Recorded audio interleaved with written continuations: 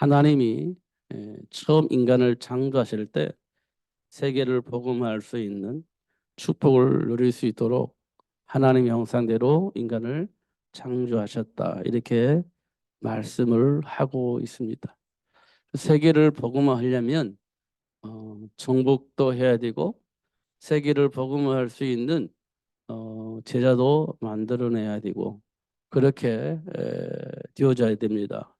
그래서 하나님께서 어, 세계를 복음할 수 있는 권세를 가지고 있는 인간을 창조하시고 그 인간에게 생육하고 번성하여 충만하게 하도록 충만하도록 그렇게 축복하신 것을 확인할 수 있습니다. 왜 생육이 복을 주셨냐? 세계 복음화 때문에 그랬습니다. 왜 생육이 복을 주셨냐? 사단의 나라를 정복할 수 있는 제자를 만들어야 되기 때문에 그랬습니다. 어, 제가 오늘 유튜브를 보니까 옛날 TV에서 했던 것 같아요. 어, 옛날 TV에서 얘기했던 것 같은데 뭐 불교계에서는 그 TV에 자주 나오는 사람이 있습니다. 뭐 법률 스님인가 뭐 그런 사람이 있습니다. 그 사람에게 TV에 그 사람에게 이경식이 물어봤어요. 뭐라고 말했냐면 내가 이 땅에 왜 태어났는지 모르겠어요. 이렇게 물어봤습니다. 내가 이 땅에 무엇 때문에 태어났는지 모르겠어요. 왜 태어났다고 혹시 좀 알려주세요. 이렇게 얘기를 한 것 같아요. 그러니까 그 스님이 뭐라고 말했냐면 그 질문이 잘못됐습니다. 그렇게 얘기를 해요. 어, 그리고 왜 질문이 뭐가 잘못됐냐 했더니 무엇 때문에 우리가 태어난 게 아니고 태어났기 때문에 삶의 이유가 생겼다 이렇게 얘기를 했습니다. 태어났기 때문에 이유가 있는 것이지 이유를 가지고 우리가 태어난 게 아닙니다. 이렇게 얘기를 했습니다. 어떤 보면 그게 맞는 것 같잖아요. 내가 없었으면 이유가 없는 거지. 내가 있으니까 이유가 있는 거지. 이렇게 이야기를 한 겁니다. 근데 성경은 뭐라고 말하고 있느냐면 이유가 있기 때문에 우리가 태어났다라고 얘기를 하고 있는 겁니다. 이유를 가지고 하나님 우리를 창조하신 거예요. 세계를 복음화할 수 있는 그런 사람, 저주와 재앙을 만들어내는 사단의 일을 정복하고 다스릴 수 있는 그 어떤 존재를 하나님 우리를 창조하셨다 이렇게 말하고 있거든요. 태어나니까 이 세계를 복음화해야 된다? 그게 아니고요. 세계 복음화를 위해서 하나님 우리를 창조하셨다 이렇게 말하고 있는데 그 스님은 완전히 거꾸로 얘기를 하는 겁니다. 그게 왜 그러냐? 인간의 정체성을 모르니까 그럴 수밖에 없죠.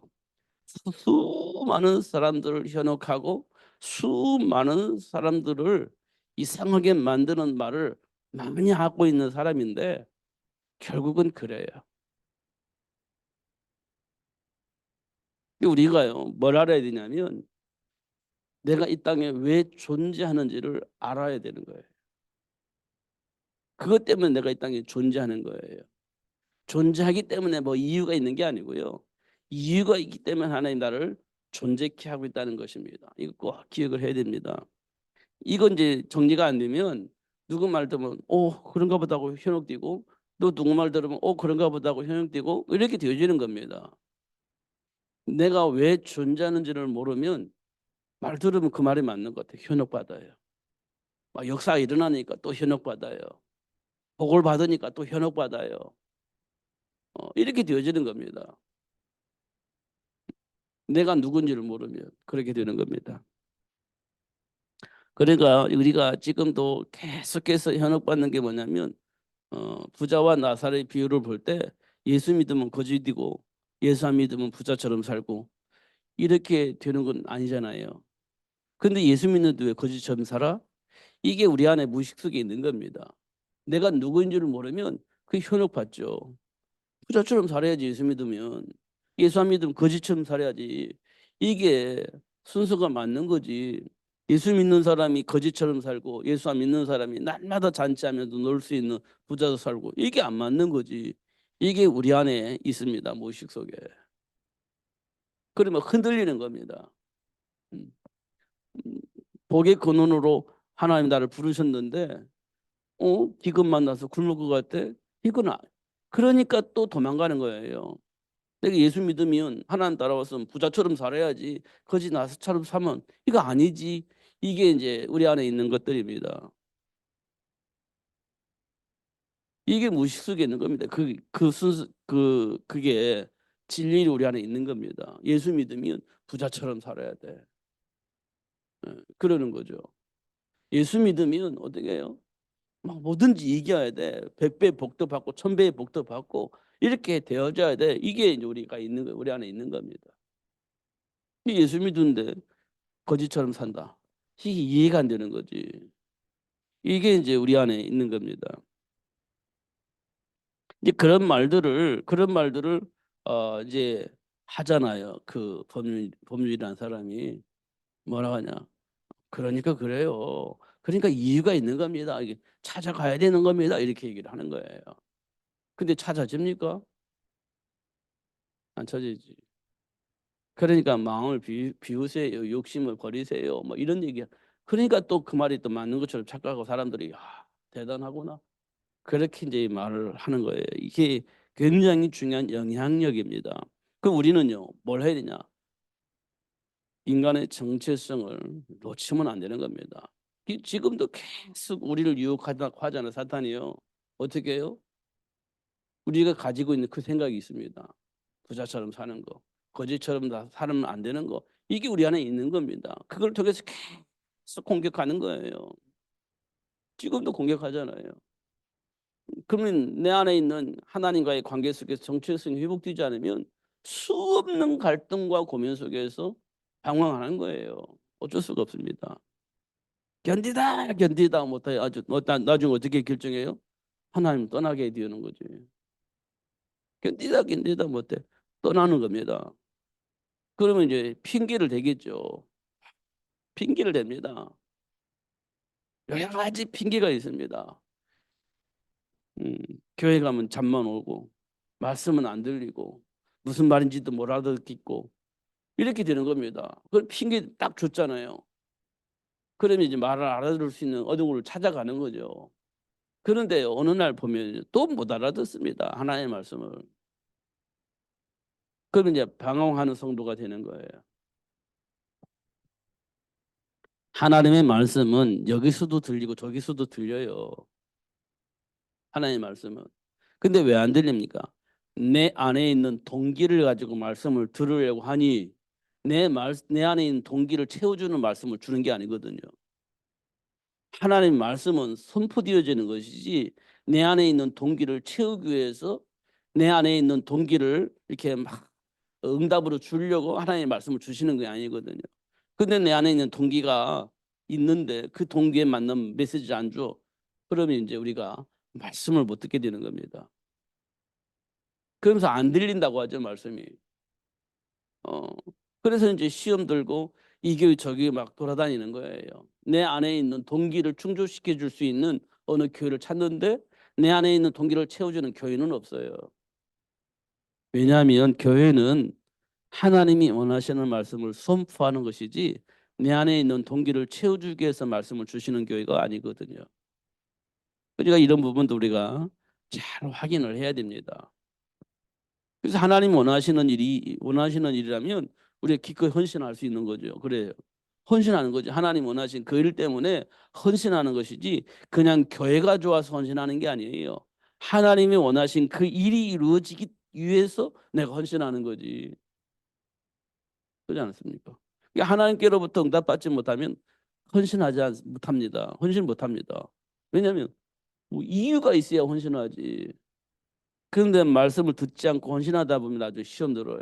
내가 이 정도 했는데, 내가 이 정도 이렇게 뭐 봉사했는데, 결국은 나는 내게 오는 게 뭐야? 이렇게 되는 겁니다.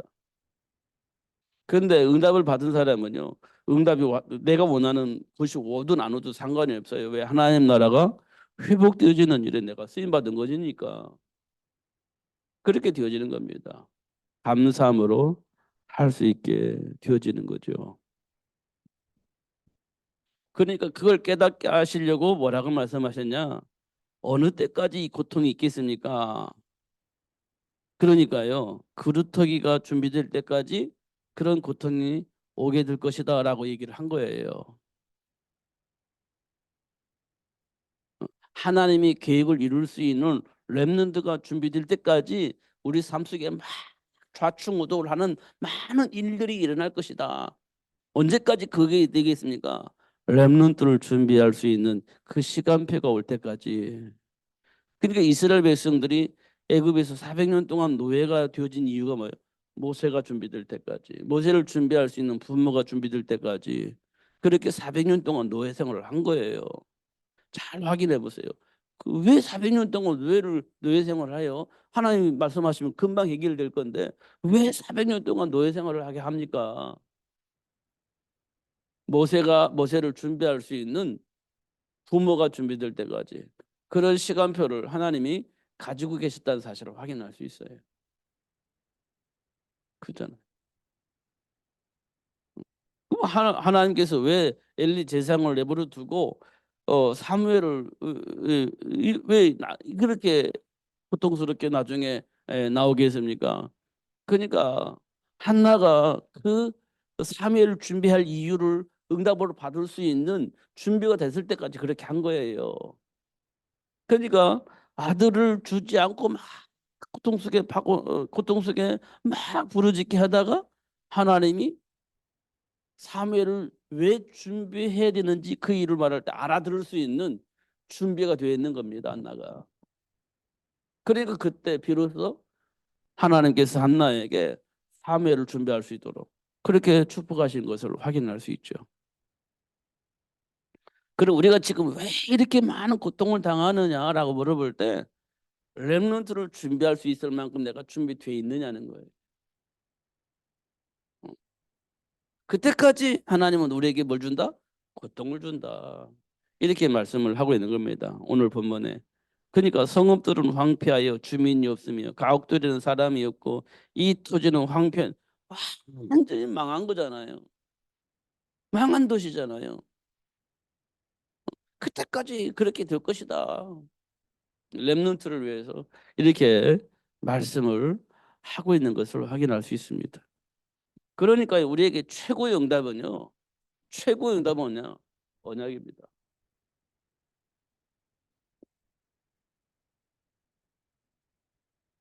언약입니다. 언약 안에 있습니다. 최고의 응답은 언약 안에 있습니다. 이 언약이 그리스도입니다. 최고의 응답은 그리스도를 아는 거예요.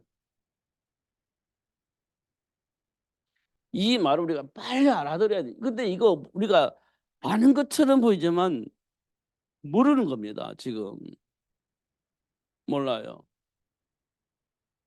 다 알잖아 우리가요. 그리스도 사단의 일을 멸하시고 죄와 사망의 법에서 해방시켜 주시고 잃어버렸던 하나님과 함께하는 삶의 축복을 누릴 수 있도록 회복시켜 주시고 다 알잖아요.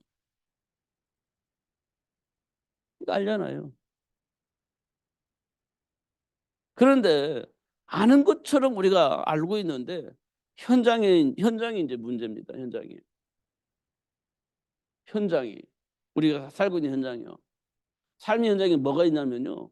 문제가 있어요. 문제가. 우리가 살고 있는 현장에는요. 문제가 있는 현장이에요. 문제가 있습니다. 그래서 우리는요. 문제를 만나게 됩니다. 현장에 문제가 없으면 문제를 안 만나요. 근데 우리 생각과 상관없이 삶의 현장에는 문제가 있어요. 그럼 우리는 뭘 만나요? 문제를 만나요.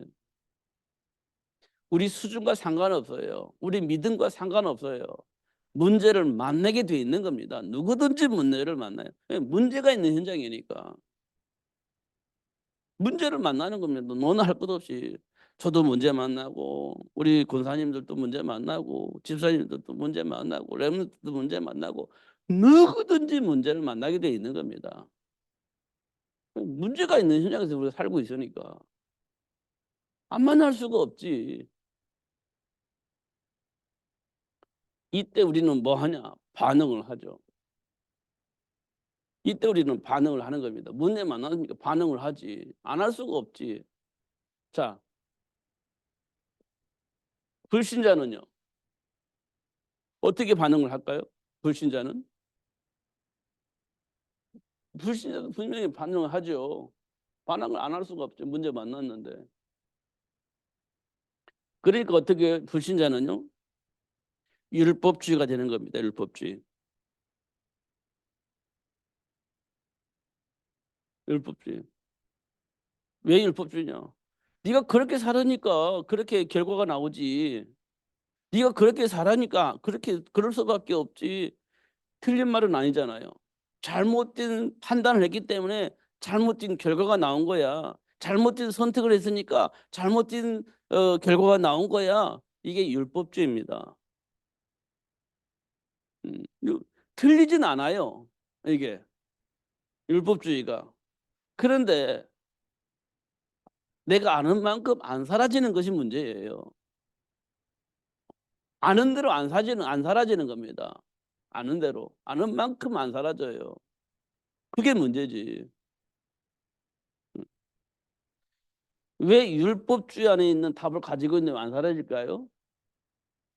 그게 우리 안에 뭐가 있냐면 욕심이라는 게 있어요. 욕심이라는 게.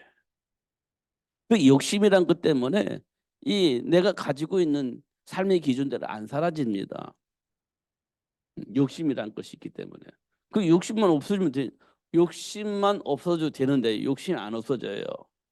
왜냐하면 그 욕심이 배경이 사탄이기 때문에 우리 안에 있는 욕심이 지워지질 않습니다. 절대로 없어지지 않아요. 욕심을 없애려고 하는데 욕심이 안 없어져요. 예, 그게 사단의 작품이기 때문에 안 없어지는 겁니다. 그래서 율법주의가 맞지만 이게 안 돼요. 내 안에 있는 욕심이라는 것을 가지고 동기를 가지고 살기 때문에 절대 해결이 안 됩니다. 율법 안에 율법을 가지고 얘기하지만 그 율법 안에 사라지질 않아요. 살 수가 없어요. 그래서 안 되는 겁니다. 이 불신자는 그래요. 근데 사람들은 율법주의로 사람들을 정리하려고 그래요. 생각을 정리하고 삶을 정리하고 규모를 정리하고 막 하려고 그래요. 그러려면 어때요? 기준이 있어야 되잖아요. 그게 율법주의예요. 맞는 것 같은데 안 되는 겁니다. 그 다음에 불신자도 뭐냐? 신비주의에 빠져요. 율법은 안 되니까 이제 어떻게 해요? 어떤 절대자에게 비는 겁니다. 어떤 절대자에게 절대 맡겨버리는 겁니다. 여기는요, 뭐가 기준이 없어요. 신비주의는 기준이 없어요. 그냥 믿습니다, 합니다. 어. 이렇게 해봐도 안 되고 저렇게 해도 안 되고 그러니까 그냥 믿어버리는 거예요. 맡겨버리는 겁니다. 기준이 없어요. 그게 신비주의예요. 이게 누구냐? 무당들이에요. 이 무당들은 막 무조건 하잖아요. 기준이 없어요. 그냥 귀신이 시키는 대로 하는 거잖아요. 이래 하면 이렇게 하고 저렇게 하면 저렇게 하고 기준이 없어요.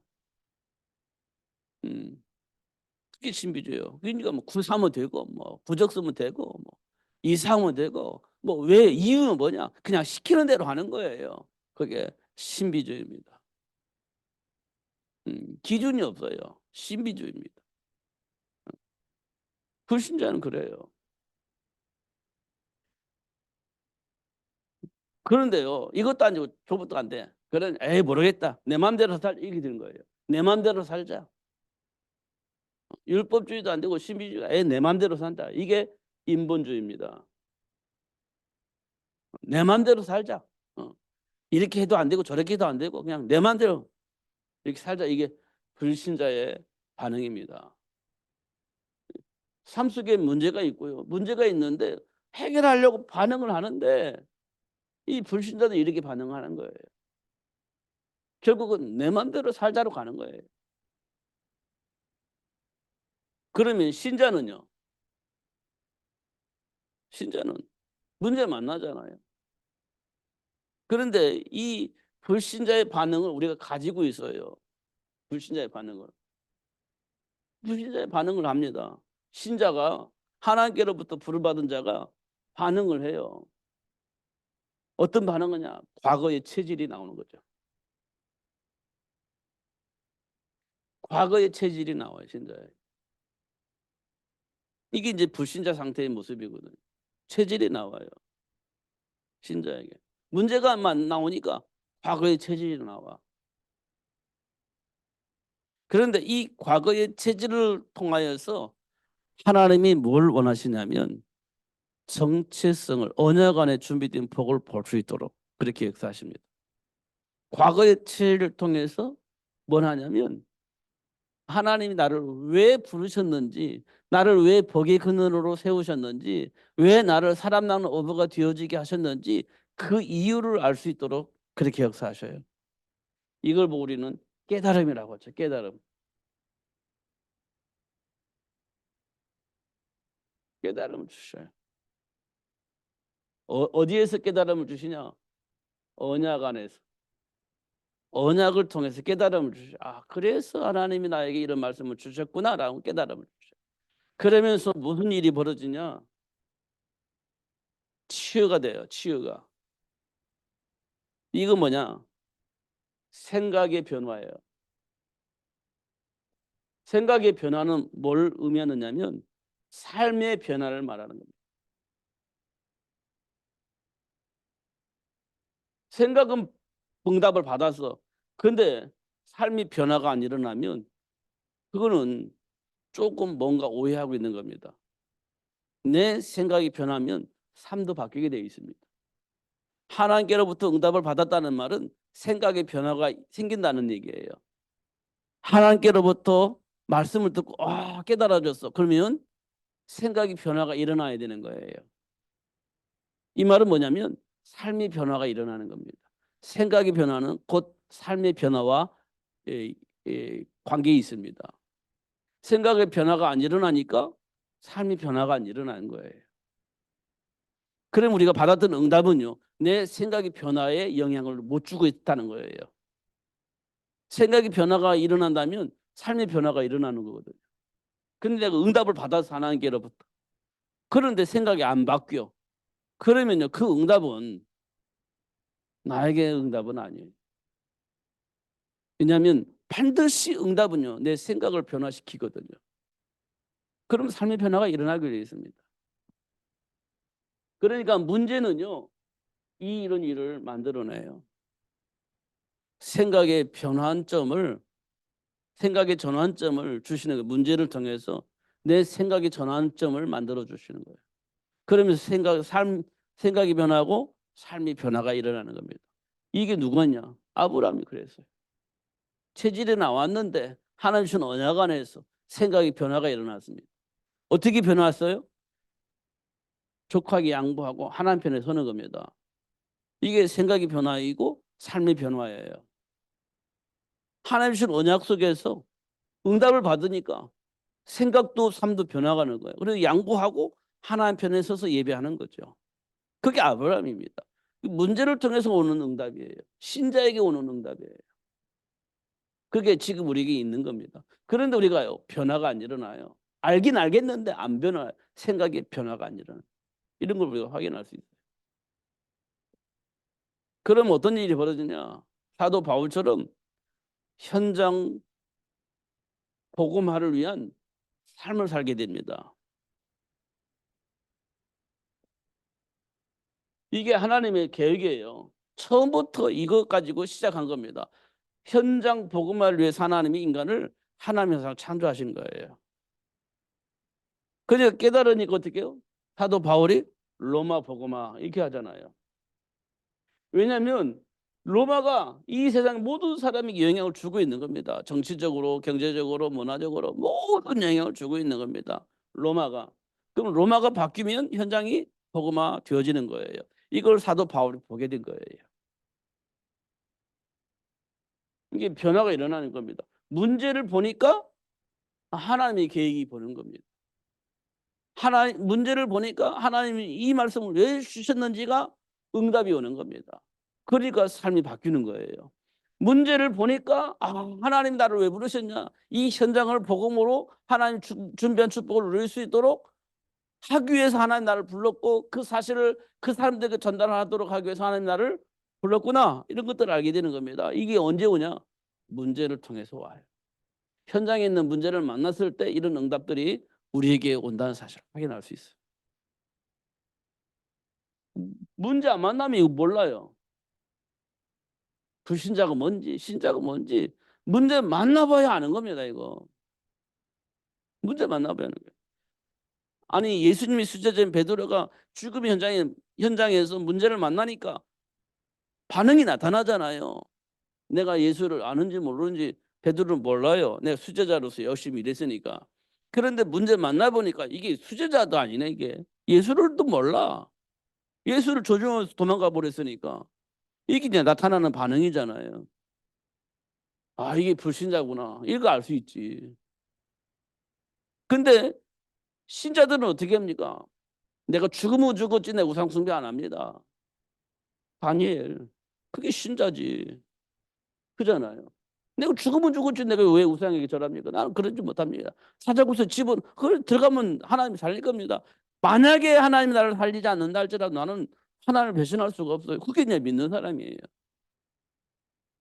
그게 이제 현장에서 나타나는 반응들이죠. 근데 우리는요 불신자 상대 체질을 가지고 있기 때문에 아브라함처럼 그냥 살기 위해서 살아요. 베드로처럼 살기 위해서 사는 겁니다.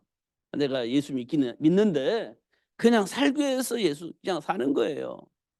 큰 의미가 없이 그냥 살기 위해서 사는 거예요. 아브라함도 그렇고 베드로도 그렇고 그래서요. 그런데 하나님이 그들을 부르신 이유가 있기 때문에 그들의 생각을 바꿨어요. 그들의 생각을 치유하고 회복시켜 주셨어요. 그래서 복의 근원으로 살 수 있도록 사람 나는 어부로 살 수 있도록 그렇게 축복하신 것을 확인할 수 있죠. 지금 우리는요 체질 그대로 가지고 있어요. 그런데 하나님 우리를 통해서 세계를 복음화할 수 있는 현장을 복음화할 수 있는 제자가 될 수 있도록 하나 우리를 치유하고 휴고시켜 주시는 시간표 속에 지금 우리가 와 있다라는 것을 확인하면 됩니다. 우리는 어쩔 수 없이 이제 문제가 있는 현장에서 살기 때문에 문제는 늘 만나요. 언제든지 만나요. 그때 나에게 나타나는 반응들이 있습니다. 그 반응들을 치유하고 회복해서 그리스도 증인이 줄 수 있도록 역사하시는 시간표 속에 와 있는 거예요. 그것 때문에 증인이 돼요.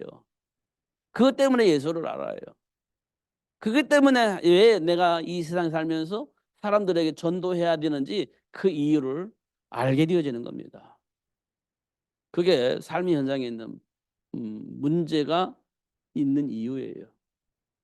우리가 살고 있는 현장에 문제가 있는 이유입니다. 그것 때문에 하나님을 창조하셨고 그 현장을 하나님 나라로 회복할 수 있도록 하나님 우리를 부르셨다 이렇게 말씀을 하고 있는 겁니다. 그럼 됐잖아요. 그러니까 문제를 보지 말고 하나님 주신 언약을 가지고 그 문제를 보시라. 하나님의 계획 속에서 그 문제를 보면 문제가 걸림돌이 아니고 발판이 된다. 이거 수없이 들었던 얘기입니다. 그렇게 되어질 겁니다. 그게 이제 나타나는 반응이에요. 문제 속에서 나타나는 반응. 그러니까 이제 복음 안에서 깨달으면 어떤 일이 벌어지냐. 복음 안에 있는 자는요. 창세기 45장 5절에 에, 에, 요셉이 고백한 것처럼 그런 고백을 해요. 무슨 고백을 합니까? 당신의 생명을 보존하기 위해서 하나님 나를 먼저 이곳에 보냈습니다라고 하는 거예요. 하나님이 계획을 말해요.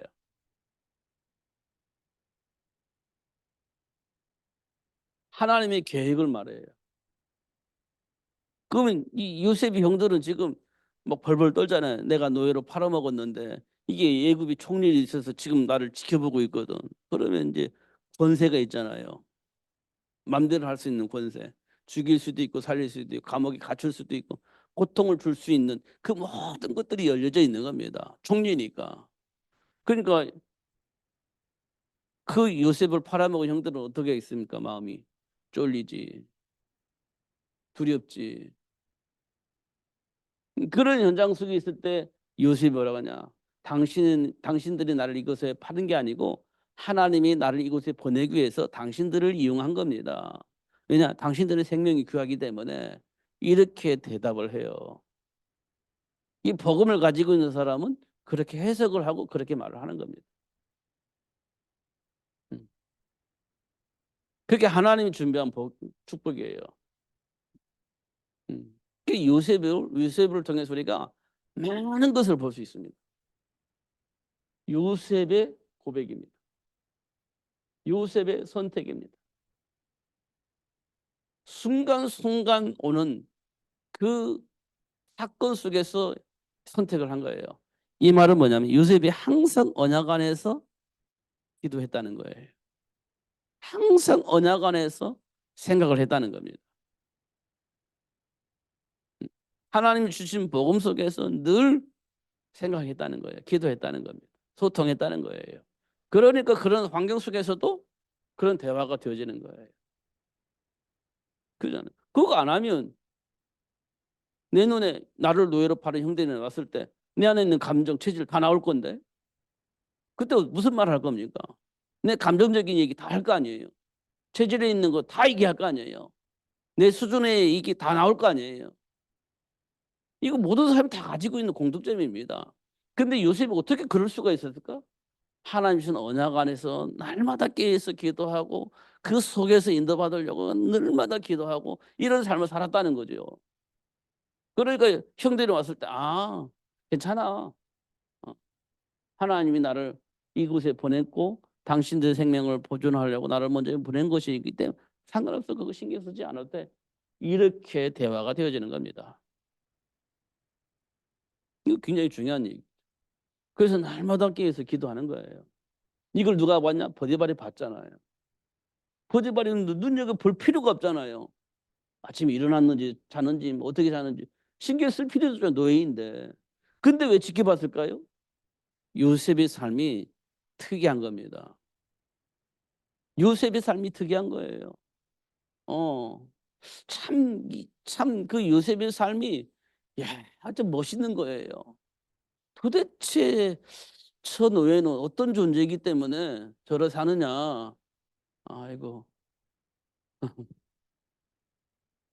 그렇게 사냐 보니까 그러니까 확인해 보잖아요. 도대체 뭘 어떻게 하길래 저렇게 살지? 보니까 하나님과 대화하는 사람이야. 그 보디발이 지켜보는 이유가 있어요. 도대체 쟤는 뭐 어떤 배경을 가지고 있길래 저렇게 살지? 라고 하는 생각을 할 수밖에 없는 삶의 열매가 나오는 거예요. 그리고 지켜보는 거지. 그잖아요. 근데 알고 보니까 막 잘 때도 기도하고 아침에도 기도하고 하나님과 소통하는 거예요. 그러니까 야, 네가 믿는 하나님이 참 하나님이구나. 불신자인 보디발이 인정을 하는 거예요. 이렇게 사는 거죠. 그러니까 이렇게 살고 있었던 사람이 누구죠? 다니엘. 하루에 3번씩 하나님과 소통하는 겁니다. 그러니까 법으로 정했는데도 불구하고 나하고 우상경계 절하를 하지 않을 거예요. 그럼 사자구석에 들어가야 돼. 그런다 할지라도 나는 우상경계 절할 수 없습니다. 고민 갈등 안 하잖아요. 다니엘이. 왜냐? 하나님과 날마다 하루에 3번씩 소통하는 거예요. 형식적으로 아니라 실제로 소통하는 거예요. 우리는 하루에 3번씩 뭐 하잖아요. 뭐 777 기도합니까? 뭐 393 기도합니까? 뭐 하잖아요. 하잖아요, 여러분. 그럼 그 상황 속에서 문제 터졌을 때 어떻게 해야 돼요? 이게 사실이기 때문에 그 사실적인 대답을 해야 돼요. 근데 우리 갈등하잖아요. 와, 어떡하지? 우상에 절하자면 죽는데 어떡하지? 고민하잖아요. 그러면 그 393 기도, 777 기도 뭐 그거 하는 거 무슨 의미가 있습니까? 실제적으로 해야 어떤 상황에 있을 때 다니엘과 세구춘 거죠. 나 우상에 절하지 않아요. 하나님이 살려줄 겁니다. 이렇게 나오는 거지. 요셉이 기도하니까 어떻게 해요? 괜찮아요. 이렇게 되는 거지. 나오는 거지. 이게 우리가 실제적인 기도를 해야 되는 겁니다. 실제적인 기도로. 삶 속에서 일어나는 하나의 말씀을 통해서 응답받으면 실전 기도하는 겁니다. 근데 그게 현장에서 문제 생겼을 때 답을 쓸 수 있는 거죠. 이렇게 되는 겁니다. 우리가 잘 알고 있는 사도행전 16장에 감옥에 갇힌 바울이요. 문이 열려요. 그 도망가야 되는데 가만히 기다리잖아요. 왜 기다리죠? 하나님의 계획이 있기 때문에. 이게 기도했기 때문에 뭐예요? 기다리는 거예요. 응답 받았기 때문에 기다리는 겁니다. 우리는요, 문 열리니까 도망 나오지. 이때도 하고 나오는 거지. 기도해놓고 응답 받아놓고 도망 나오는 거예요. 근데 바울은 뭐예요? 기도해서 응답 받았어요. 그러니까 기다리는 거예요. 왜? 누구를요? 전도 받을 대상자가 있기 때문에 전도해야 되기 때문에 기다리는 거예요. 그게 응답이잖아요. 근데 우리는 응답 받아놓고 문 열리니까 도망가 버리는 거예요. 그러면 하나님과 나의 관계가 기도가 관계가 없잖아요. 이런 것도 우리가 확인할 수 있어요. 복음을 가지고 있는 사람은 기다려요. 하나님의 계획 속에서. 그잖아요. 근데 대부분은 내 중심이기 때문에 인간 중심이 있기 때문에 그냥 가는 거지. 안 기다리고. 진행을 하는 거예요. 인본주의 쓰면서. 이렇게 되어지는 겁니다. 근데 복음 가진 사람은 하나님의 계획 속에서 판단하고 결정을 하게 된다는 사실을 확인해요. 이때 하나님의 역사가 오는 겁니다. 하나님 역사는 뭐죠? 언약 성취입니다. 이렇게 결과가 나와요. 결과가 나옵니다. 그러니까 이제 이 속에서 우리가 마음을 같이 기도할 수 있는 관계가 성립이 돼요.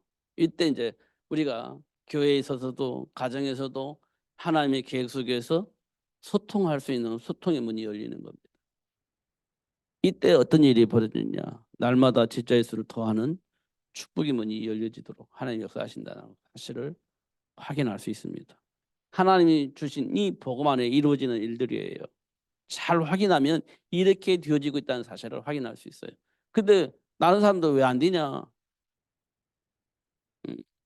복음 안에서 나를 생각하는 게 아니고 내 안에 있는 동기 속에서 나를 보기 때문에 안 되는 겁니다. 그럼 하나님 어떻게 하시겠어요? 하나님 신 언약 안에서 나를 보도록 만드시겠죠. 이제 그런 시간표가 우리에게 속히 오게 될 겁니다. 이런 것도 우리가 확인을 해야 돼요. 이거. 그러면 이제 세계를 복음하려면 사람이 필요하잖아요. 어떤 사람이요? 전도할 사람이 필요해요. 그래서 우리는요, 옛날에 뭐라 하겠죠? 기도 제목이 세계를 복음할 수 있는 1천만 제자. 이거 얘기했잖아요. 1천만 제자. 세계를 복음할 수 있는 1천만 제자. 이거 기도했잖아요, 옛날에.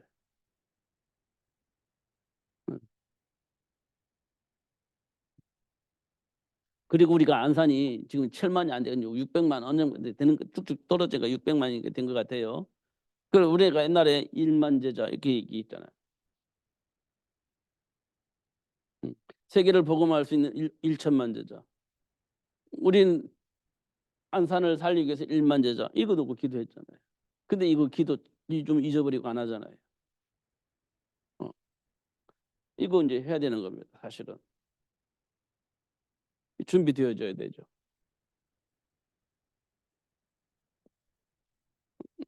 그리고 나서 이제 좀 더 구체적으로 우리가 뭐라고 하죠? 237 5천 종족.